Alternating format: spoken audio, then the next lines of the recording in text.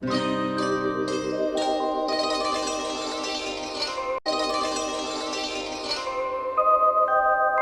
سوچ تسنیم کے ساتھ۔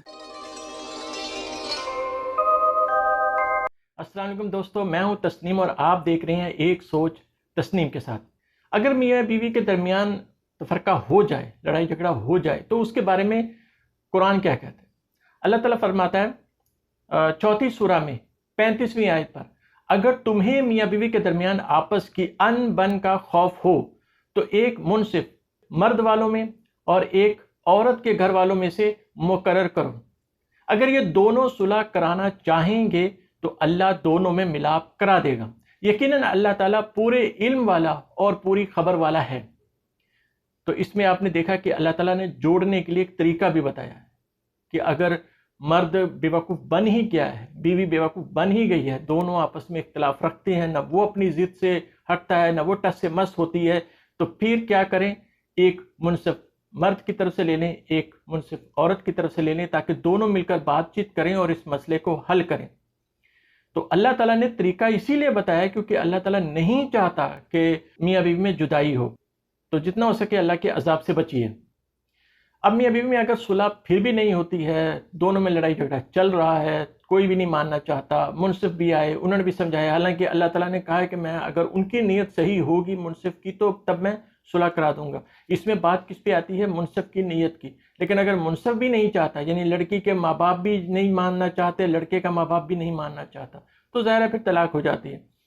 یا شوہر جو ہے وہ نہیں باز آتا اپنی بیوی پر ہاتھ اٹھانے سے، یا بیوی باز نہیں آتی ہے اپنی شوہر کی بے عزتی کرنے سے، تو اللہ تعالیٰ نے پھر کہا 4 سورہ 130ویں آیت پر، اور اگر میاں بیوی جدا ہو جائیں تو اللہ تعالیٰ اپنی وسعت سے ہر ایک کو بے نیاز کر دے گا۔ اللہ تعالیٰ وسعت والا، حکمت والا ہے۔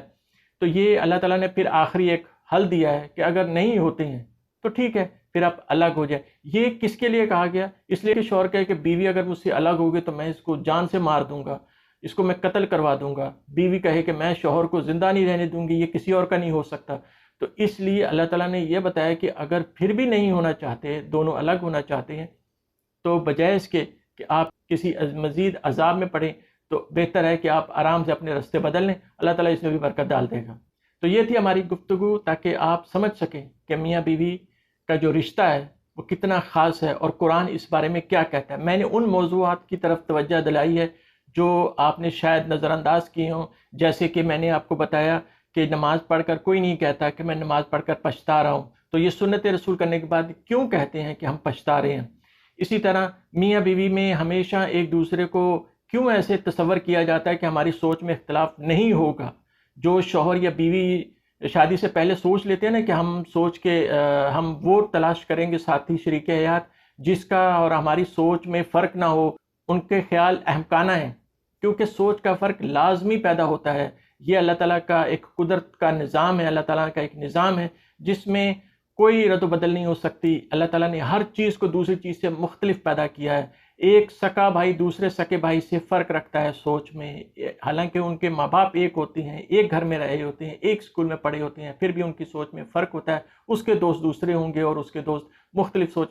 تو یہ سب اللہ تعالیٰ کے نظام ہے۔ تو پھر میاں بیوی سے کیوں ایسی ایکسپیکٹ کی جاتی ہے، ایسی کیوں امیدیں وابستہ کی جاتی ہیں کہ ہمارا جو شریک حیات ہے اس کا اور ہماری سوچ کے درمیان فرق نہیں ہوگا؟ اس کے ساتھ اجازت دیجیے، ہنستے مسکراتے خوش رہیے، دعاؤں میں یاد رکھیے، اور اس چینل کو لائک کیجیے اور اپنے دوستوں کے ساتھ ضرور شیئر کیجیے تاکہ وہ بھی اس گناہ کرنے سے بچیں، اور اللہ تعالیٰ آپ کو بھی اس سے اجر دے گا۔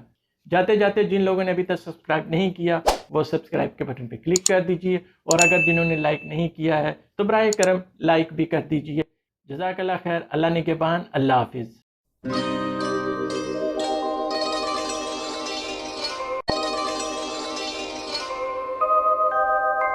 ایک سوچ تسنیم کے ساتھ۔